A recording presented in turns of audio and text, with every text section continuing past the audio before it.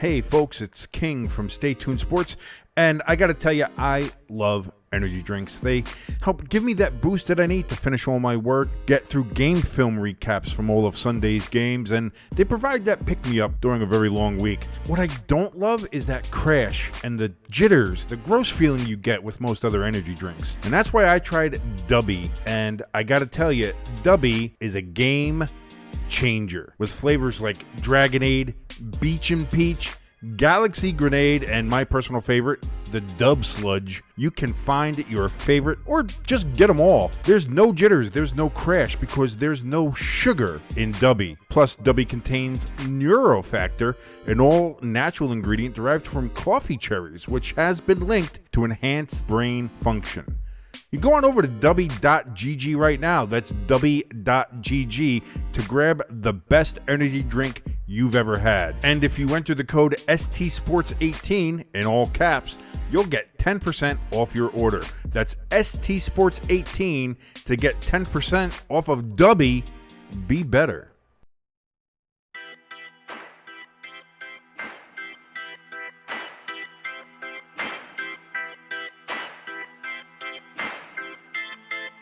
And hello there, all you stay tuners. Hey, listen, it might be the Eagles. I hate the Eagles. Don't get me wrong here. First quarter, keep it even. Second quarter, start running the fucking ball. Third quarter, take a power nap.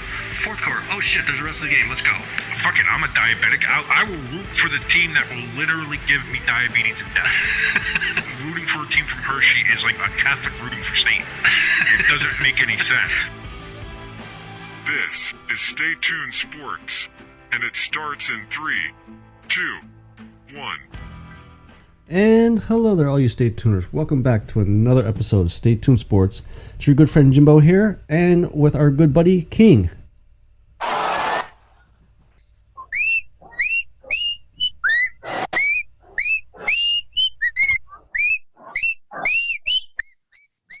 Rangers suck.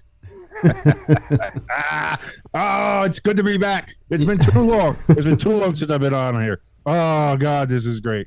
How you doing, Jimbo? I'm doing good. We're just gonna jump right into this. I must be the good luck charm for your Devils. Oh, what's this? Why is this? Because I watched game one. They won game one, right? No, Devils got destroyed in game one. Okay, so the first game they won, I watched that one, and then That was 2 Saturdays ago. Yes, I was up at my family's house in Pennsylvania to watch that game with the family and with the Ranger fan fiance.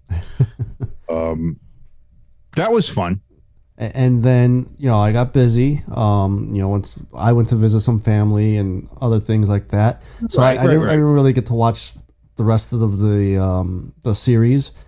But I knew I went to Game 7. I actually did listen to Game 6. So I didn't watch it. I listened to it, and I was like, man, this is fucking brutal. But then I did watch Game 7, and, 2 games I watched, 2 W's for you. Maybe I'm a good luck charm. Maybe you should put a good word in for me for the Devils to get some playoff tickets. No. We're Flyers fans, so no. And no, there's no way a Flyers fan's a good luck charm, so no. That's definitely not it. I'll take it as... my niece, my goddaughter, she was super into the series. She had a little superstition stuff going on. Like, she had to watch the game, but she had to watch it upstairs because the Devils scored when she was upstairs, not downstairs. So I got her doing all the weird, wacky, superstitious stuff already. So I'll take that. I'll take her as being the good luck charm in all that happened. And I'll tell you what, man, those first 2 games were not great. Not great. We looked flat. Vanacek didn't look good, and he looked good all year. I figured Vanacek is a top guy. He really is a top guy. Yeah. But those first 2 games, 5-1, we looked listless. We were doing dump and chase, didn't have a good attack, had no defense whatsoever. And so now you're sitting there, you're down 0-2 after losing twice at home, and you're like, well, shit, now we got to go to MSG. Now we got, it's like, not only are we going to lose, we're going to lose to the fucking Rangers in the first round after a great series. Me and you, listen, we almost got into a fight over this. Me and You were getting, granted, you were a little, I think you were intoxicated. Most so likely. I think there's no problem there. But because my whole thing was like the crux of the argument, not even an argument, the disagreement that we had. Okay. Was your view of it was, well, nobody expected the Devils to be this good this year. So the fact that they made the playoffs should be good enough. Yeah. My point was at the beginning of the year, no, nobody thought the Devils was going to be this good. But the fact of the matter is, as the year goes on, and we just keep getting better and better and better, and when you're one of the top 3 teams in the league, no, you expect more than a first round exit. Like there's no consolation prize for that. It's like it's not like we got in as a wild card. It's not like we got in as the 3rd team in the division. It's not like we squeaked in, or we're just like, oh man, what a good plucky story. No, this was, oh, finally, all that talent that the Devils have been drafting and kind of cultivating has come together, and they are a powerhouse. Yeah, like you don't want to leave in the first round. Like would you go to a Boston fan right now and say, you know what though, guys, you had a real record-breaking season this year, so you guys should really be okay with how you did? Like, no, that's not how that happens.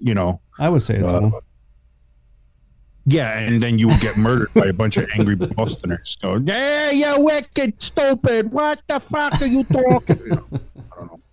I don't know. I'm bad at accents. We'll get back to the Devils here in a second, but I want to give a quick shout out to the Pat McAfee show when they did the retirement of the Boston jersey. Of the pasta jersey. That was my beautiful. Fucking that God. Was funny. That was. I was at lunch and I'm fucking crying, laughing, and everybody's looking at me like I'm nuts, and I'm just like, this is fucking hilarious. Dude, that was pure. I love. Pardon me, still getting over a cold here. That was pure comedy, pure genius. Loved it absolutely, and as anybody who listens to us knows, we're huge McAfee fans here. So, yeah. But that was, and that's the thing about it, man. You have to look at that and be like, you're Boston. You were up 3-1. You have the best statistical year of any hockey team in the history of hockey, and you go out like that, like you lose 3 straight games. Not even that though, but you lose in that last minute, or let them score in that last minute of regulation. You let them tie it up with just under a minute left after you had finally taken a lead. I think they took the lead with something like 3 minutes left, or 3 minutes, something like that. Like, so they had just recently taken that lead. It's like, oh, that's Boston's closing the door. Finally, maybe they finally woke up and are doing something. Yeah. And then those cardiac cats, baby. Cardiac meow. Got to come back and get them. And sure enough, they did. And listen, Boston had their chances in the overtime too. I think, was it Marchand or somebody had a breakaway there for an overtime. Bobrovsky, he came up good. Swayman came. That's going to be good. Why was Swayman in that and not Omar? That's the question I don't know for Boston either. Like that, I feel, like I know Boston lost the last 2 games with him in there, but I mean, I don't know. Yeah, I don't know. I would have run with Omar personally. But at the end of the day, it is what it is. That's why the hockey playoffs are what they are, man. You have the best team in the history of hockey. You get to go home, man. President's Cup trophy, and that's what I didn't want for the Devils. Devils, like the 3rd best team in the NHL this year, 3rd or 4th somewhere record-wise. Why didn't you want Boston to go home? What's that? Why didn't you want Boston to go home early? No, I didn't want the Devils to go home. Oh, okay. I thought the way I didn't want that for the Devils. No, but I don't give a shit about Boston. Okay. I thought maybe you wanted something like you want Devils to play to Boston, so Devils. No, okay. I don't give a shit. I don't give a shit who the Devils play. Like, okay. I didn't want the Devils to go home. And I know a lot of people are looking at it like, oh, what a Ranger, like the Rangers failure. Rangers are a failure. And it's like, yeah, but like if you watched that game 7, and you did, apparently. Yeah. Like even me, and I'm a Devils fan, but I had to take myself out of it for a minute and look at it just objectively. Holy shit, are the Devils fucking fast? Oh my God, yeah. They are a fast dude. The Devils are fast as shit. They just look at Jack Hughes. Even being interfered multiple times, he blew by 3 guys to have a one-on-one shot. unbelievably fast team. And in watching that game, and you see afterwards, you hear everybody talking about it, not the ESPN analysts because they were too busy sucking the Rangers' asshole. Yeah. But like you hear everybody afterwards, it's like you watched that game. You never had the feeling that the Rangers were ever in control of that game. That game was in the, even when it was nothing after the first period, even after it's all back and forth, there was never a point where you felt, oh, this is where the Rangers are going to turn it. This is where the Rangers are really getting momentum. Oh, the Rangers were never in that game. See, the only point of that game that I felt like the Rangers may have the door open a little bit to get back into it, and this was like the first period. I think it was, or no, second period, because it was 1-0, and the Devils got called for, I think it was the first stupid penalty. It seemed like they had that, and then they started to kind of like get nervous a little bit. And then Ball got the immediate penalty for delay a game because it went out. Which, by the way, I hate that penalty. That's fucking get rid of it. But that was the only time. But then obviously the Devils killed it, and then that's the thing too. When you get those 2 kills like that back to back, yeah. And I think the Rangers had 1 shot on goal for both of those. It's like, not only now does that boost the Devils' confidence, but now if you're the Rangers too, like, and you kind of saw it drained them. And then you got to the third period, and the Rangers had nothing. Yeah, like you're talking about your season's on the line. You got to do something, and like I heard one of the analysts say, the Rangers they put the puck in the zone, and then the Devils immediately get it out. Yep. When the Devils get into the Rangers zone, they were there. They'd set it up. You pass it around. They spent a good minute and a half in there. They always kept the puck in there. They got a couple good offensive chances. With the Rangers, they dumped the puck in, and the Devils would immediately get it out. Yeah. And the Rangers never had a chance to really set up or do anything. And the third period was a microcosm of that. And it was enjoyable. No, yeah. Not for the wife. She was not happy with it. She finally went to bed with about, I want to say 3 minutes left in the game because it started late too. Yeah. So it started late, and she had to go to work and she had all that kind of stuff anyway. So I get that. And she was tired and whatever. If the Rangers were winning, she would have been fine. I think she would have found the energy. But so she went to bed, and then, so of course, Devils win, all that kind of stuff. I go to bed. I'm being nice. I'm just going to bed. I go to hug her. Bullshit. No, I seriously. I'm like, okay, good night, Bob. I love you, everything like that. And she goes, get off me. Trying to sleep. I was like, oh shit. Okay, it's gonna be that kind of night. All right. Well, there we go. Normally I'd be upset, but I wasn't because the Devils are going on to the second round. Rangers are going home. Oh, fuck the Rangers. I love it. It's so great. I do want to say something here. Obviously the refs were fucking terrible, at least in Game 7. I don't know how they were all the series, but Game 7, they were terrible. They were terrible all series. And here's the thing. They've been terrible throughout the play. You look at any playoff series, you look at any of these things, they have not been good. Yeah. But like looking at it in this series, they were especially not good with this one, and it seemed to be not good all in favor of the Rangers. And people trying to say, no, that's not it. No, the Devils are just taking stupid penalties. And granted, there were a couple of stupid Devils penalties that we took. I know that. I'm not going to sit there and say every call is a bad call. Like, I know there's certain things where, like, if a guy steps on your stick and he falls, they're going to call tripping. Whether you tripped him or not, he stepped on your stick, but that's the nature of the game. Yeah. Sucks, but it is what it is. But there were other calls, like they called Devils for interference calls that were nonsense, and then they don't call them 3 times against the Rangers when they're fucking assaulting Jack Hughes. Like, come on, like let's be serious. And so even with that, like I'll sit there, I'll put my fan hat on for a second and say the Devils not only beat the Rangers, but we beat the refs.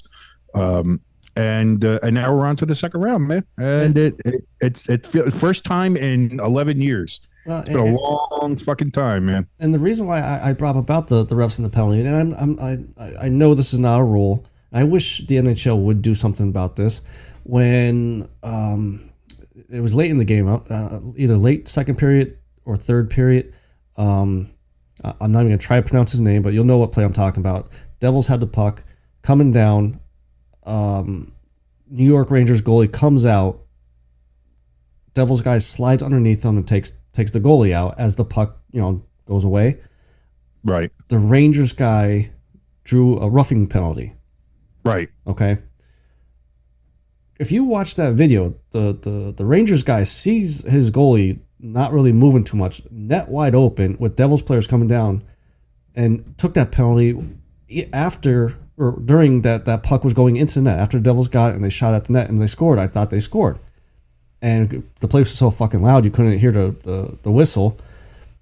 What happened was because I was at the moment I was upset because again I thought like they blew the whistle. I heard the whistle too. Yeah, and I was like, motherfucker. But I see what happened. I know what happened, and so like I'm less upset about it. But like it still could have been like I wouldn't have thrown the arm up then at that point anyway. But pardon me, because what happened was Shesterkin came out. Yeah. To play the puck. Now, the Rangers player, who I believe was Miller, kind of rode Nico Hischier, the Devils captain, into Shesterkin, into his own goaltender. Yeah. Like, they're both chasing for the puck. They're both doing all that. Shesterkin comes out. Nico has nowhere to go, so he crashes into Shesterkin. But Shesterkin's outside of his crease. It's not goaltender interference at that point because he didn't do it on purpose. He was rode into him by the opposing player. And all that stuff. Then Miller goes ahead and starts trying to beat the shit out of Nico in the corner. Yeah. After they both land there, while the puck is still free, the ref raises his arm when the Rangers go to clear because the penalty's already been called. Once the Rangers touch the puck, the whistle's blown. It's a dead play. Even though then the Devils get the puck and they score, it doesn't matter because the penalty was called on the Rangers. Yeah. So as soon as the Rangers touch the puck, whistle blows, dead play. So part of me is like, I wish they hadn't called that penalty at that moment and let the rest of the play play out. Yeah. But that's the second time where a Ranger player pushed our guy into their goaltender and then tried to say that it was the Devils guy's fault. And I'm like, listen, like, protect your goaltender, number one. Yeah. And two, stop trying to get penalties against the Devils with you pushing our guys. Again, Ranger fans are just they're khaki wearing casuals. They don't know the fucking sport. They're terrible fans. They're all suits. They're all the rich fucking businessmen, the people who know the businessman or the girls that are fucking the businessman or whatever. Yeah. You go to a Ranger game. That's the joke, man. You go to a Ranger game, you see more khakis and ties and blazers than you do any fucking Rangers jersey. That shit's fucking terrible. So, fuck them. Fuck the Rangers. Fuck their fan base. And then even though I am currently engaged to a Ranger fan, I still hate all Ranger fans. So I don't know. That's something I'll probably have to deal with in therapy. But whatever. But I'm glad we didn't lose them. Yeah, I'm glad because my mood today would be a lot different.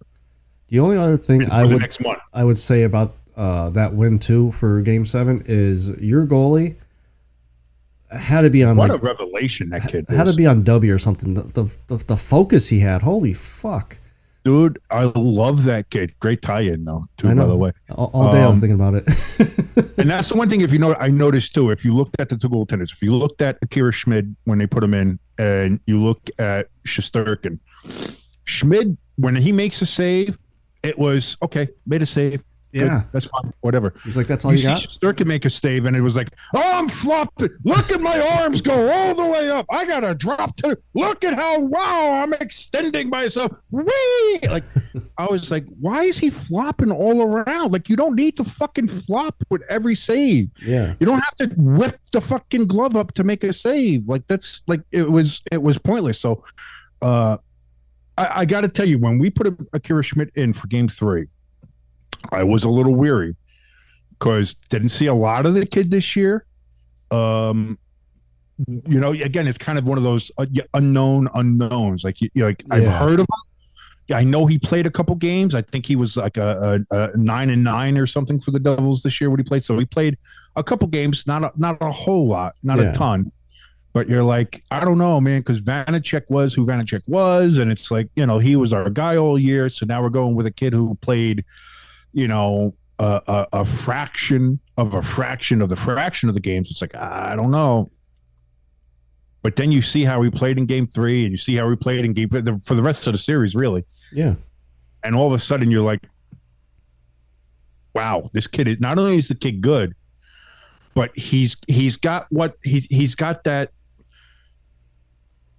It's a weird goaltender thing. Like, he's got, if you're a goaltender, you're either fucking absolutely insane or you're like stone cold. I think, I think he has either more way you can appear psychotic either way, and I think you have to be psychotic to be a goaltender. Don't get me wrong. But like sometimes you're like fucking nuts, like a Eddie Belfour or Billy Smith or Curtis Joseph, somebody like that, or you're fucking stone cold. Like, you just, made a save, don't matter. Complete like even emotion kind of thing. Like, you look at that kind of guy, and he could stab you to death without batting an eye. That's kind of what he looks like. Like an Eli Manning. Where again, I'll bring up Eli Manning there. Where like Eli Manning makes retarded faces. Whether he did great or whether he did bad, he like his emotions, his expressions, like nothing really changed with him. He was always even keeled, and that's what it looks like with Akira. And you look at that, and it's like, man, the kid's got something. And if he stays like that going into the next series, now this next series is going to be fun. Yeah, because you know how we talked earlier about how fast the Devils are, and the Devils are fast. Well, so are the Hurricanes. So this is going to be fucking speed on speed, fucking track meet. Let's go. Like, this is going to be, I think this series is going to be fun to watch for somebody who's not invested. Like, if you're just a hockey fan, you're going to love watching this fucking series. Obviously, for anybody who's a Devil fan or a Hurricane fan, we're going to be watching it on fucking pins and needles and like, shit, But just watching it from an objective point of view, I think this series is going to be fun just because you have two teams that are fucking incredibly fast, like stupidly fast. Yeah. And hold on, I got a spider. There's a spider dropping right down in front of me. For the listeners here, to kind of give them a background story on King, he does not like spiders. I don't. I just smacked him. I don't know where he went, but that'll be a problem for another day, I guess. Interrupting her. First of all, how rude.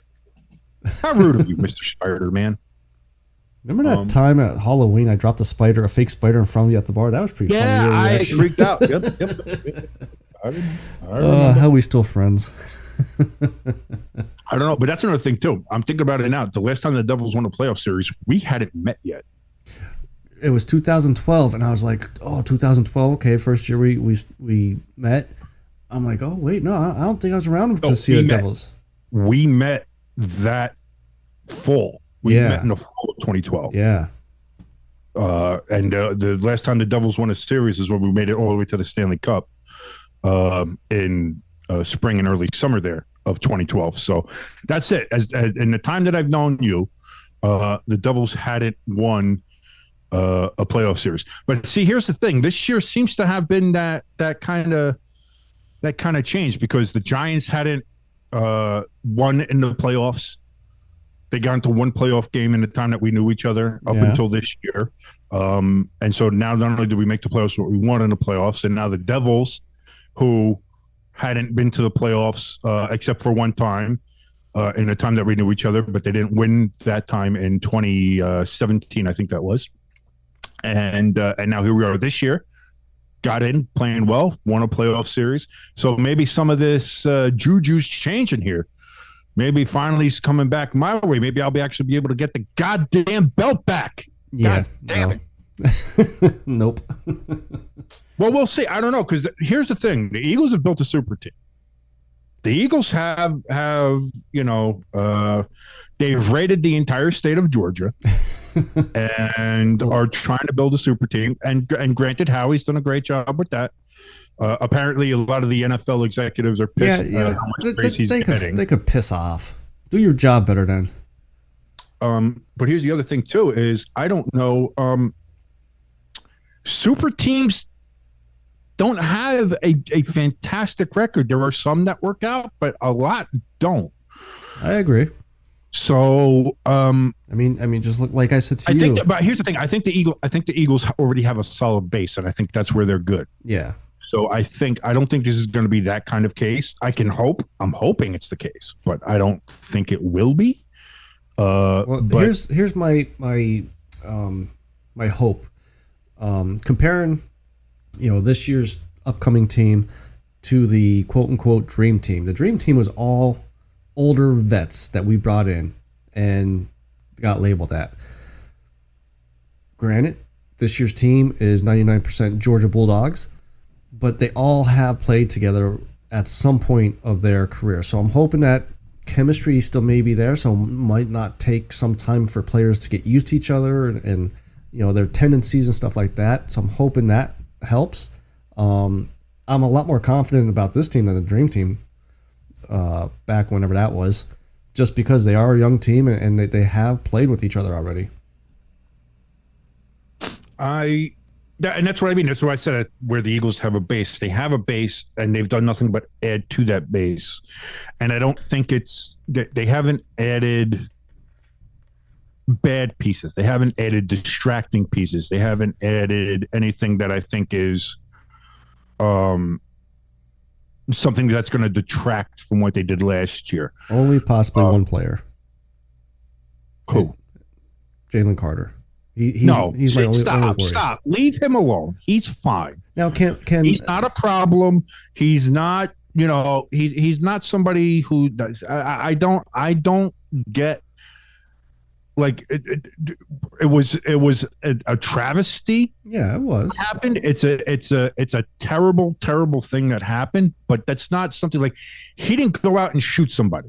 Like he didn't go out and do all this other kind of stuff. Like he didn't do anything to where like he was a thug or he was a criminal or he was doing anything like that directly led to like the cause of something like that. Like what happened was a terrible accident. Yeah, it's a tragedy, but it's not. This kid's not a distraction. Like I don't see him as a distraction. I don't see him as, oh well, he's in Philadelphia and Jalen Carter's been arrested again for beating somebody in a bar or something. Yeah. That's not going to happen. No, I don't see that, and I don't get the fear for that either. And with the story coming out like a week or so before the draft, that when Jordan Davis was on the Georgia Bulldogs, he kind of took Carter underneath his wing. And I've always been saying for the NFL, they need to have a better mentor program for these young kids coming in. So hopefully Jordan picks up where he left it and kind of guides them underneath, says, here's where to stay away from, the type of people. But they do have. I think the NFL does actually a good job with that, and kind of trying to guide the rookies and an incoming class on how to act, how to behave, what to do, what not to do, all the different things like that. Having the different speakers coming, having the mentor programs, things of that nature. I think the other thing that is going to help Jalen is the fact that, well, the entire fucking Georgia Bulldogs are the Philadelphia Eagles. So he's going to feel right the fuck at home. He's going to feel very comfortable. Yeah. He's going to know, everybody so I think that helps too. As much as we joke about it, being the Philadelphia Georgia Bulljohns, I think that also is an actual benefit of having a lot of familiar faces that he will know on there as well. So I don't see Jalen Carter being a problem. I think that was pushed a lot to help his draft stock fall. Yeah. And the problem was whoever was trying to do that, whether it was the Eagles themselves, whether it was Howie, whether it was other teams hoping that they could get him down lower in the teens or maybe the 20s, all you did happen to do was make the Eagles a better team. And nobody wants that. Nobody wants that. Yeah. But I think if you look at everything, again, this is way too early to make predictions, way too early to start judging who's what, where, why, when, and how. But after you look at free agency, after the draft, everything like that, if you want to take stock of where you would put teams or how you put everything like that, I mean, when it comes to the NFC, I mean, it really is the Eagles, and there's a large fucking gap to everybody else. How close do you put the Niners? Right now. Right now. How close do you put the Niners then? Or who do you have as number 2 then? The Niners might be the next team. And you think there's a but they're wide still gap? way the fuck behind. Okay. They're still way the fuck behind because they're still questionable at quarterback. We don't know. We got to wait for Brock Purdy to come back, which he's not going to be ready for the start of the season. We know that. Yeah. With the Tommy John surgery, unless he makes some kind of miraculous recovery, and that could be. But he got the surgery late and all that stuff. And so now you have either Trey Lance or Sam Darnold. And right now the betting money is going to be Sam Darnold to start the season, because I don't think anybody has any confidence in Trey Lance, and rightfully so. There's been no reason to, and I feel bad for the kid, but at the end of the day, like there's been a lot of Sam Rosen was one of those quarterbacks. Everybody thought he was going to be, or Josh Rosen. Sorry, Sam Rosen, the New York Rangers. Josh Rosen. People thought he was going to be something, and then he got picked first overall by the Cardinals, and then the next year they dumped him and got Kyler Murray, and then he went to the Dolphins, and the Dolphins got rid of him. They didn't even give him anything, and he just kind of floated off into obscurity where he was a number 1 pick. He was going to be something, like you figure he's going to be something. So I do feel bad for Trey Lance, but at the end of the day, you have to show that you can perform. You have to show that you can play the game. And at the end of the day, he's played 20 games of football total in his life. Yeah. Apparently between like college and the couple of games that he's played in the NFL, he doesn't have it was a gamble. It was a gamble by the Niners when they picked him, and like with a lot of gambles, it doesn't work out. Yeah.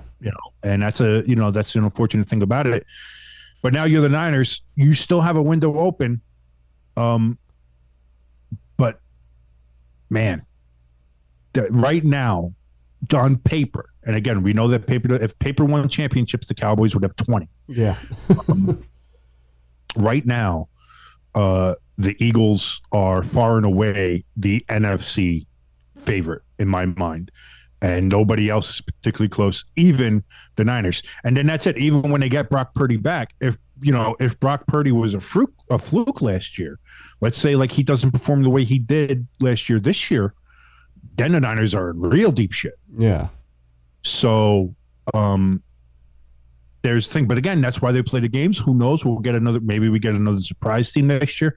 Maybe the Giants are better than we think. Maybe the Commanders come up. Hopefully now that they've been sold, they'll change their goddamn name to the Red Wolves and we can all move on. The NFC North is up for grabs now. What are the Lions going to do? Could the Lions be one of those teams that gets like a 13-14 win season out of Ford Field now? I mean, they seem to be putting things together there. Again, they had a running back room so full of talent, they were able to just get rid of DeAndre Swift. Thank you, by the way. To the fucking Eagles. Thank you, Detroit. Yeah, that's great. They need more fucking running attacks. And it wasn't like a second or a third round pick or whatever it was. It was like a late second day pick or a late third day pick we gave up. I don't know. But you look at that and it's like, What does that tell you? Does it tell you was there either something wrong with DeAndre? Was he not getting along there? Did they just feel like they had so much other running back talent? Because that was the thing when the Lions picked the running back earlier in the draft. Everybody's like, "Why are you picking a fucking running back? You have a full running back room plus DeAndre Swift." And then you see later on in the night they trade him. It's like, oh, so that was clearly on their mind. Yeah. To start with. So why was that? That's stuff that we don't know. We won't know for years, if ever. Yeah. But again, I think it's like Detroit could definitely be like one of those surprise teams this year. Again, that NFC North is wide open now. The Bears are making moves, trying to put more talent and surround Justin Fields with better players and better talent. So I think the Bears are going to be much improved from their 1-win season, or they have 2 wins. I don't know. Yeah, it was like 1 or 2. And Green Bay finally drafted wide receivers after they traded Aaron Rodgers. Not in the first round, no. never in the first round. They're never going to draft a wide receiver in the first round. That's just not Green Bay style. Yeah. And now there's the experiment. Jordan Love? Why do you keep fucking up his names? I don't know. Is Jordan Love gonna be the guy? Is he gonna be, the third, 15, 18-year quarterback there in Green Bay that can bring them success, or is he a flop? And was Aaron Rodgers really the only guy they had? I mean, we're going to find. This year's going to be interesting. Going to find out a lot this year, and that's just the NFC, let alone the fucking AFC. How about the New York Packers? Yeah, but we all kind of knew that was going to happen anyway. And with free agency being what it is, like, my brother made that joke because he's a Jets fan, and he's like, first of all, my brother he never wanted Aaron Rodgers in New York, which he's fucking stupid. So I don't understand what the fuck he's talking about. I've had many a guffaw. Me and my father have had many a guffaw at his reluctance to have Aaron Rodgers. It's like, motherfucker, have you looked at your fucking quarterback room lately? Yeah. I don't give a shit who to fight. They could bring in unretire Brett Favre, fucking pay him with fucking welfare money. I don't give a shit. That would still be better than what you got in there now. So you're not in any position or room to be like, oh, Aaron Rodgers? Oh, I don't want Aaron Rodgers. Fuck off. I'll take Aaron Rodgers. What the fuck is wrong with you? Yeah. So I mean, the Jets. Here's the thing, though. The Jets almost made the playoffs last year with having minus a quarterback. Yeah. The Jets didn't have anybody at quarterback, and they still almost made the playoffs. So now you're going to put Aaron Rodgers on that team. Now you have Alan Lazard on there. Now you got Randall Cobb on there. And that's it. Even if Randall Cobb is a 50th of what he used to be. And, listen, if he's just a third target on a third down and short, it's still something better. And somebody that has that connection and somebody that has that rapport with him, with Hackett, that knows the plays, that can pick up 5 yards here, 6 yards there when they need it. And you know what? I'll take that. Yeah. Because you have your deep threats, you have your running game. You have, the offensive line, I think, was the one thing they needed to work on. They did some drafting in that department. They'll work on that too. But I think I think overall the Jets went from, just by getting Aaron Rodgers, take away everything else, just by getting Aaron Rodgers, the Jets went from being the Jets to being one of the 4 or 5 Super Bowl favorites out of the AFC. And that's just with Aaron Rodgers, let alone adding Lazard, let alone adding Cobb, let alone any of the other draft picks they have, let alone anything else. And then you look at looking at the bigger picture, at least from me anyway. I think the Bills' window's closing. Yeah, I think they miss Daboll more than they want to believe they do. Yeah. I think Daboll helped Josh Allen be Josh Allen. And you saw last year without Daboll, Josh Allen kind of reverted a little bit into Daniel Jones before Brian Daboll came along. Yeah. All those interceptions, all those turnovers, all those bad mistakes. And now you've seen Daniel Jones becoming Josh Allen, making smarter decisions with the football, not making turnovers, which he normally did a tremendous amount. So you kind of see that kind of switch there. There's a little bit of discord, it seems like, in the locker room. Yeah. So like right now, if you're going to tell me right now who I would pick to win the AFC East, I'm putting the New York Jets above the Buffalo Bills. And I might even think about putting the Dolphins above the Bills. I might go Jets, Dolphins, Bills. I'm not there yet. I'm not there yet. Tell me I'm not doing that yet, but it's certainly under consideration because the Dolphins have done a hell of a lot to improve their team as well. Yeah. So if the Jets make the playoffs, if they don't make the playoffs, the whole Aaron Rodgers trade was a bust. If they don't make the playoffs, then it's a bust. Yeah. You have to make the playoffs. Do you have to make the playoffs? Some people are saying AFC Championship game or bust, and I can kind of agree with that as well. Yeah, I have to say the same because again, a player like Aaron Rodgers in the playoffs should get you to the championship game. So anything less than that, I would say the trade would be a bust. Here's the problem though: the AFC is so stacked, like you can get tripped up in the middle. Like, listen, we all thought the Bills were shooing for the AFC Championship game last year, AFC Championship game or bust, and they almost lost to the Dolphins at home, and then they did lose to the Bengals. Yeah, at home. So, like again, this is a case where the AFC is so stacked, anybody can take you out at any time, no matter how favored you are. Hell, Jacksonville gave Kansas City a fucking run. Yeah, that's true. Up until the fourth quarter. You know what I mean? Yeah. Like, and Jacksonville's only going to get better. You still have to think about the fucking Chargers are getting better. You're going to have Justin Herbert, even though, they still have fucking Staley's dumbass running as head coach. That's really the only thing holding them back. Does Garoppolo do better in Vegas? Does Vegas finally start putting some of their talent together? That could be something. The Broncos now have Sean Payton. Are they going to step up with Russell Wilson now? Are they going to be like? Here's the thing: there's a lot there. Houston may not be a playoff team, but Houston's going to be a hell of a lot better this year. Yes, totally. I guarantee it. Just looking at them, they're going to be a lot better this year. And can Indianapolis with Anthony Richardson? I think they'll have some growing pains, but I think they're going to win a couple games that people think they won't. Yes. Like the AFC is a fucking stacked kind. Then you go to the North. You have Pittsburgh and that defense, and you get Kenny Pickett in his second year. I think Pittsburgh's a danger. I think clearly you always have the Bengals. You have the fucking Ravens now with Lamar Jackson and Odell Beckham. Whether or not you think they're a playoff team or can make the Super Bowl, they're still fucking dangerous. No, I agree.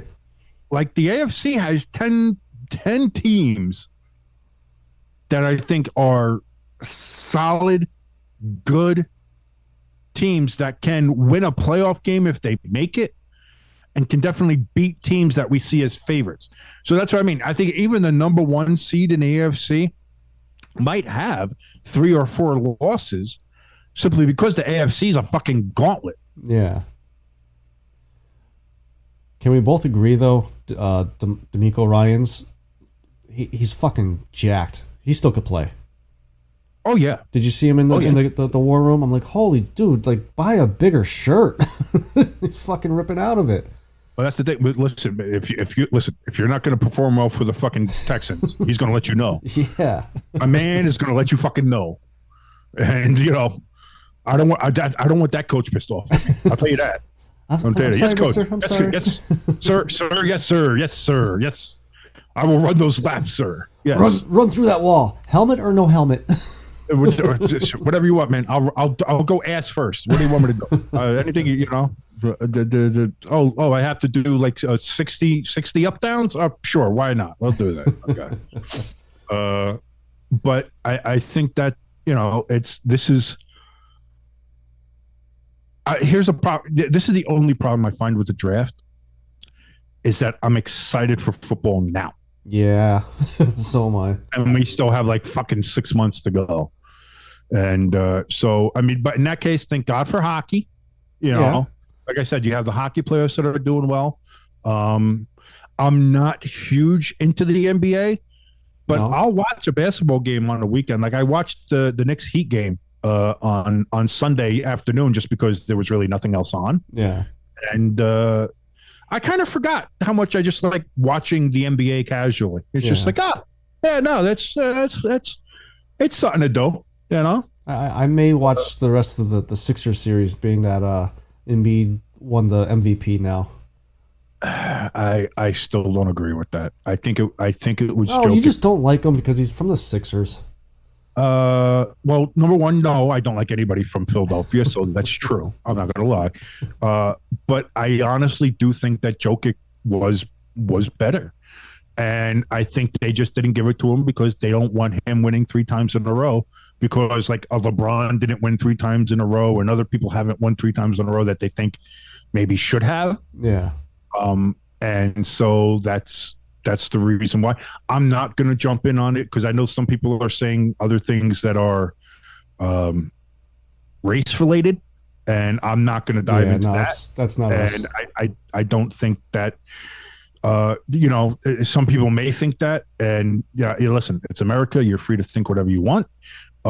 But I think it's more of, and listen, I don't know. Could it be? I'm not going to discount anything in these crazy times in the world we live in. Yes. Whatever, but I think it's more the fact of like a LeBron hasn't won it 3 times in a row, and there are certain other Hall of Fame players that people think that are all-time greats that haven't won an MVP 3 times in a row, so they don't think that, they used to do that with the Baseball Hall of Fame. They would never give anybody a unanimous vote because Babe Ruth didn't get a unanimous vote and Ted Williams didn't get a unanimous vote. So if they didn't get unanimous votes, nobody gets the unanimous vote. Yeah. Until Derek Jeter got a unanimous vote. So, okay. And rightfully so. But that's what I mean. Is like sometimes people hold on to these stupid things, just like, oh, we can't give it to them because of this, or we can't do this because this should be the precedent. And if this person didn't do it, then how can somebody else do it? And it's like, I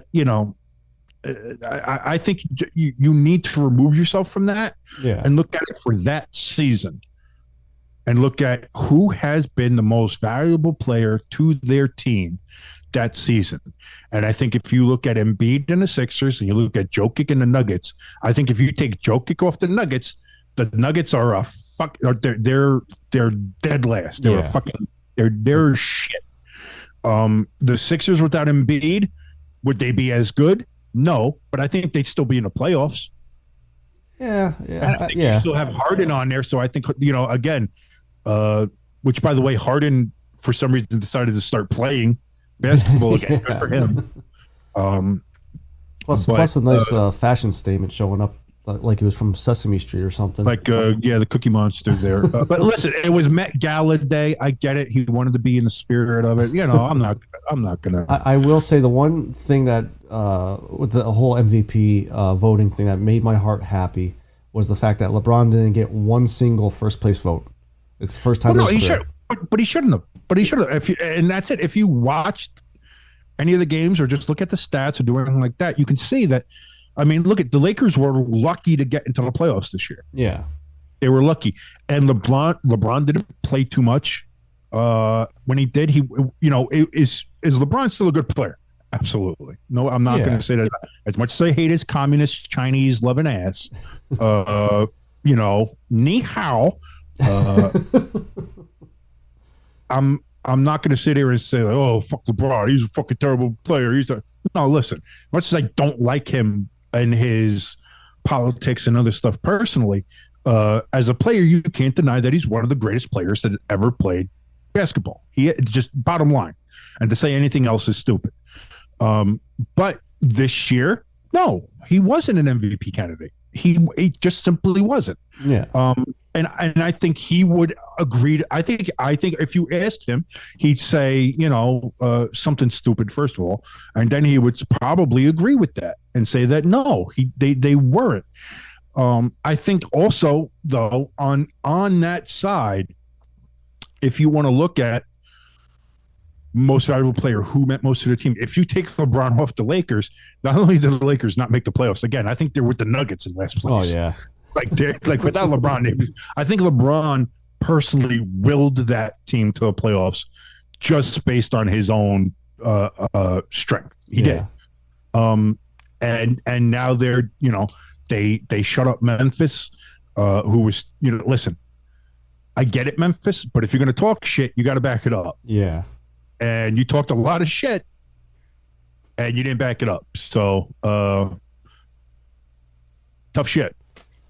Since we're talking about NBA, I mean, obviously we don't really talk too much about NBA. Not a lot, but here we are. I want to ask your opinion about this, and I kind of talked about it a couple weeks ago. An article came out that NBA, the commissioner of the NBA, is thinking about putting rules in, like when it comes to the MVP award and all that stuff, to say that you have to play a certain amount of games to help, right? Get rid of the whole load management. Right. Do you agree? Disagree? That's something like that. I agree 1,000%. I agree 1,000% because at the end of the day, too, the problem with the load management thing is you're hurting business. You're hurting the brand. There are people who buy tickets, and these tickets are fucking exorbitant. Yeah. To go see these games, to go see these players, and then when you get to the game, half the team's not playing. Yeah. It's like, I bought these tickets. I bought these tickets for my kid and whatever else. We go there. I'm spending $2,000 just on the tickets to come here to watch LeBron, and motherfuckers in street clothes.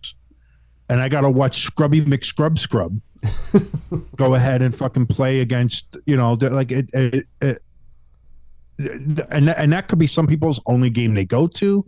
That could, it's not like it needs to be curbed somehow. Yeah. And I think that is one way to go. And I know some players are already bitching about it, but guess what? Too bad. Yeah. This is your job. You're making millions. Like, you're probably making the most money out of the top 4 sports. Yeah. The NBA players have maybe the best CBA. They have the best players union, as it were.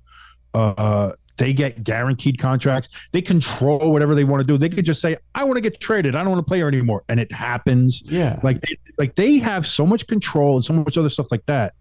That now it's like, well, I'm going to load manage it. I'm only going to play like fucking 50 games out of 82. And it's like, no, like you like this, that needs to stop. Yeah. So I agree. That's one of the few things that Adam Silver has done that's actually I agree with, because Adam Silver, I think, is a terrible fucking commissioner. Yeah, maybe only Manfred from baseball is worse, but both of them seem to have done something right. I think this 65 game minimum for postseason awards, I think that's good.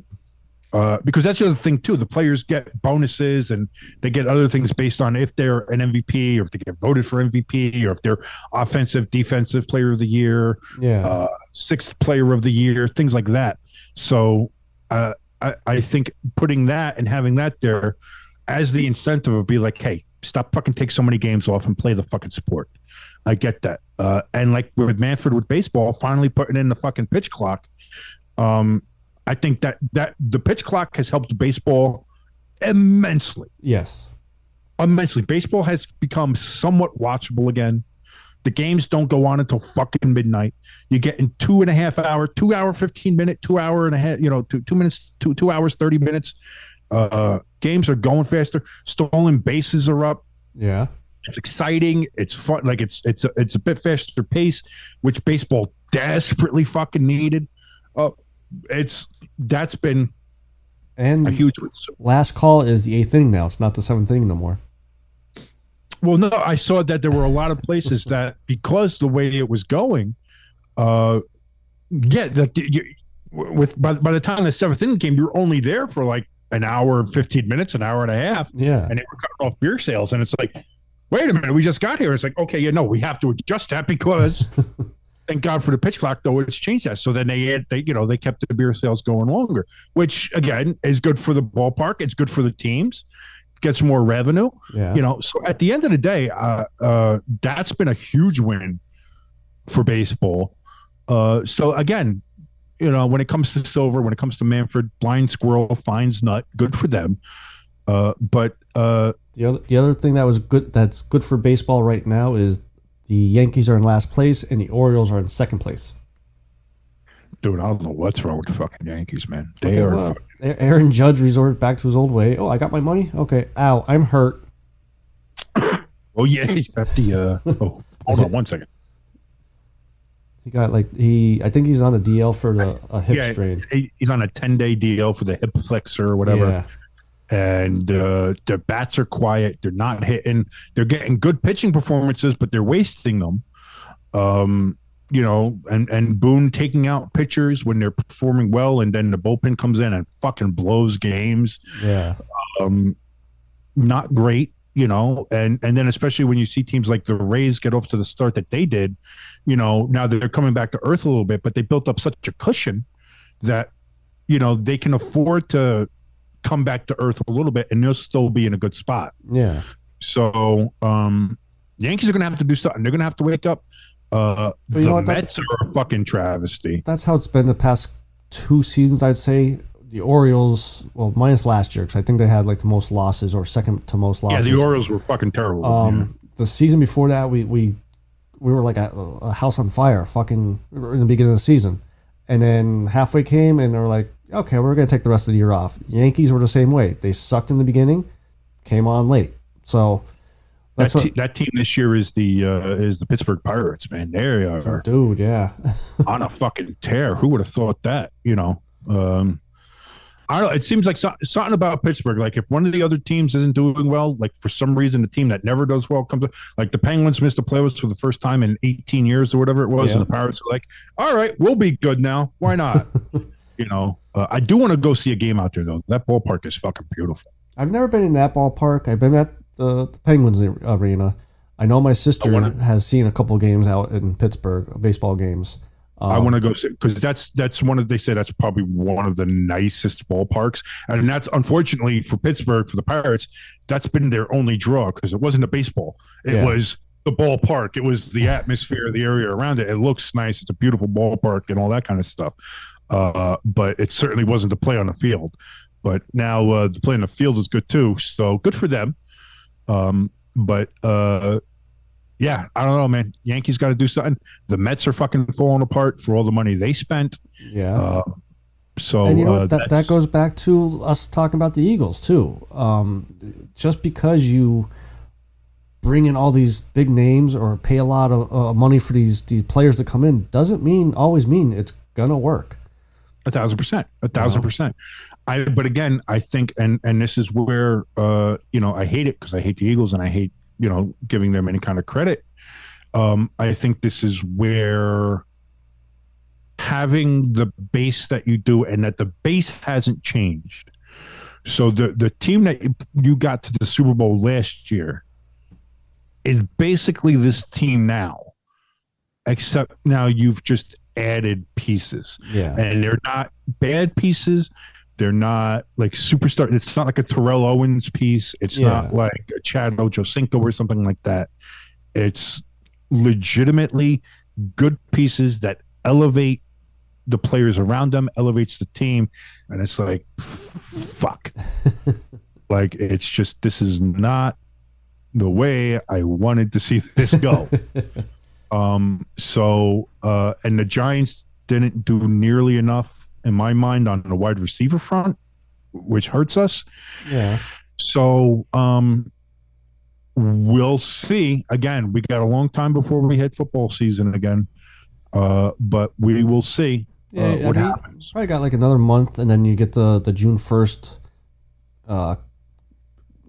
free agents cuts, whatever you want to call them. So maybe some wide receivers come available then there for you. We'll see. And that's the other thing too. We forget that there's still other dates coming up here. The June 1st date, and other teams letting go other players because of salary cap and all that other kind of shit. So there is all of that still going on. But like I said, that's stuff that is coming up later. For now, the draft is done. Now we have hockey playoffs. We have basketball playoffs. There's still, we still got good sports going on. Yeah. And again, you got my boy Akira Schmidt. We're playing tonight. My boy looking super focused. And I'll tell you what, man, if you want to be super focused like him, you got to go get yourself some W. Yes, sir. Now, what happened? Where did he go to get as focused as he did, Akira Schmidt? Where did he go? Oh, did he do it? He went over to w.gg and ordered some Monkey Madness. Oh, see, that's the good stuff. See, I personally would have went with the Dub Sludge personally. But that's just me. That's how it kept me focused, because I love that stuff. I love the apple taste. It's just the best stuff in the world. But Akira, man, he kind of, when he's doing some of them saves, kind of looking like a monkey, but not really. You know what I mean? Yeah, he's just like he's not like Shesterkin flopping all over the goddamn place. You know, he's just out there making these saves, cool, focused, calm, collected. Two shutouts in the first round, and this kid's a rookie. He's 22 years old. You don't do that without focus, and that's the focus that you can only get from Dubby, man. The stuff is fantastic. It's great, and it has no sugar in it, so which means you don't get that sugar crash. You don't get that real thing. And that's the other thing you notice with him, man. He's got that focus and he's got that energy all game. He doesn't crash. He's not down there. He's not like, oh, I'm getting all tired and lethargic. He's not like that. He's focused, and he's shutting out those goddamn Rangers twice in the first round, and that's the only way to do it. And here's the thing. I bet you he didn't know this, but he might. And he might have. If he would have went to W.GG and got some of his W in the checkout, if he would have put in ST Sports 18, he'd have gotten 10% off his order. I mean, that's crazy. We do have some listeners in Jersey, so maybe he was listening. This is what I'm saying. You know? This is what I'm saying. So my man's sitting there in the locker room. He's like, man, I got to go into these playoffs now. I got to beat these rags. I got to beat these blue shits. How am I going to do this? I'm just a rookie. I'm just 22 years old. I got to get focused. How am I going to get focused? And then he remembered he listened to his favorite podcast. He listened to Stay Tuned Sports. And he listened to Jimbo and King talk about how if he went to W.GG and put in ST Sports 18, he'd get 10% off his order. He said, you know what? I think that's it, guys. I think I know how to do this. And so he went and he ordered and he drank his W. And next thing you know, the Devils are moving on to the second round. So be like Akira Schmid. We built this Schmitty, baby. And we built this Schmitty on W. Go to W.GG, put in code ST Sports 18 and get yourself 10% off of your order, just like Akira Schmid. I like that. We built Disclaimer, this Akira Schmid is not an official sponsor of State Tuned Sports or W. We built this allegedly. I don't want to get sued. I don't want to have a Pat McAfee. Allegedly, yeah. Allegedly. Oh, well, I mean, so let's close out the show with a final prediction. Right now it's Wednesday. We're recording Wednesday. Game is tonight. Yes, game one is tonight between the Devils and the Hurricanes. How are you feeling? What do you think is going to happen? For this game or this series? For this game. Because, I mean, game one's got to be the biggest game other than the last game you're going to win. Because you want to get out to that 1-0 lead. It can go either way. It can go either way as you're coming off a high. You just beat your biggest rivals in a 7-game series. You dominated at home. You only have one day off, and then you're traveling all the way down to North Carolina, North Kakalaki, to play the team that beat you by 1 point for the division. That's why all this stuff matters, man. If the Devils had just finished 1 point better, we'd be playing at home, which I think would have been a lot better for us anyway.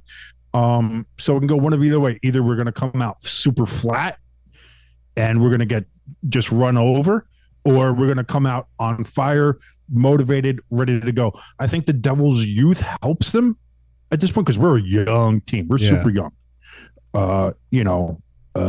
So I think that helps with the whole fatigue issue, or they're going to be real tired after a 7-game series. Not really. I don't think we're going to be at that point yet. So I think that helps. I think it'll be a close game. May even go to overtime. I'm going to give the edge to the Devils, obviously, because I'm a Devils fan. Okay. So I think the Devils win, but I think it's a super close game. And like I said, probably even overtime.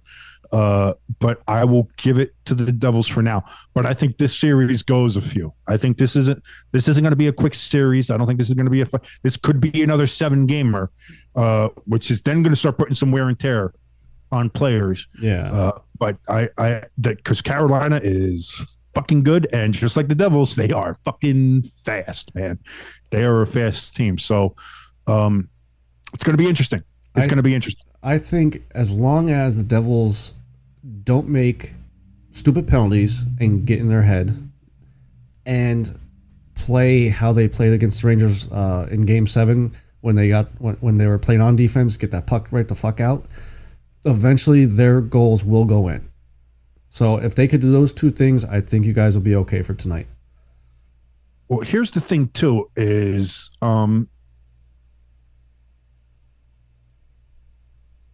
I lost my train of thought. See, you need W. I had it. I had the idea, and then I lost. With Carolina being so this is the other thing that I'm worried about with the Devils. With Carolina being so fast, like it's such a different game than the Rangers played.